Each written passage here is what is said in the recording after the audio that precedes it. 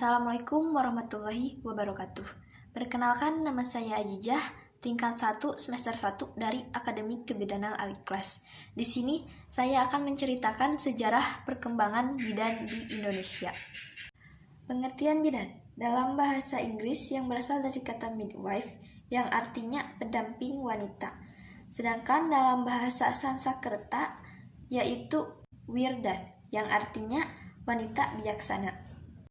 Pengertian bidan dalam bahasa Inggris yang berasal dari kata midwife yang artinya pendamping wanita.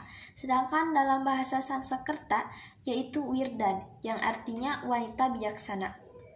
Profesi bidan telah diakui secara nasional maupun internasional.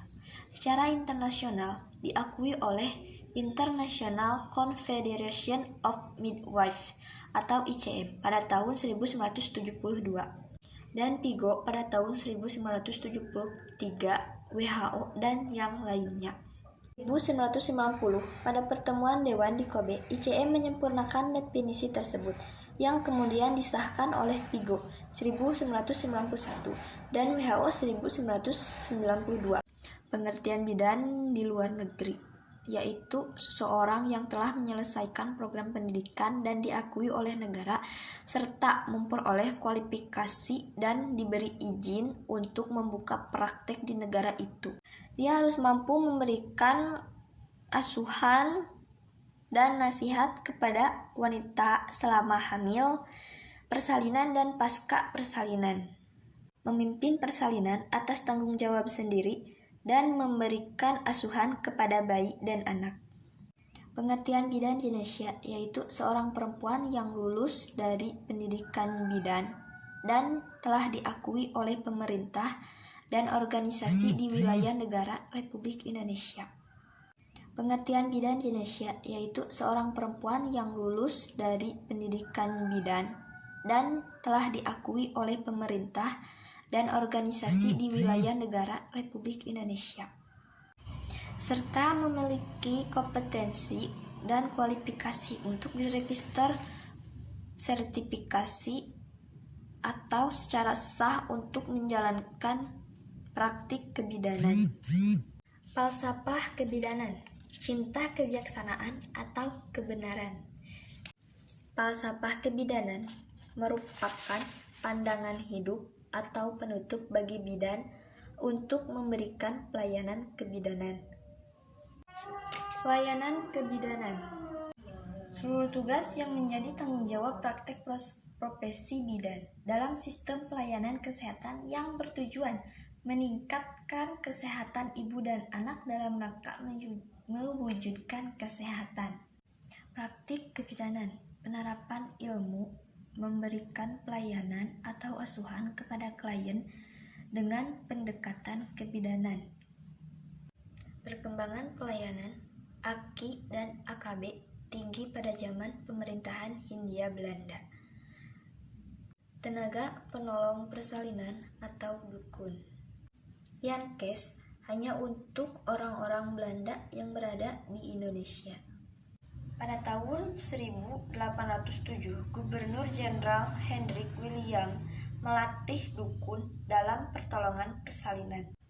Tahun 1849, dibuka pendidikan dokter Jawa di Batavia, Semarang, di Rumah Sakit Militer Belanda, atau sekarang di RSPAD Gatot Subroto.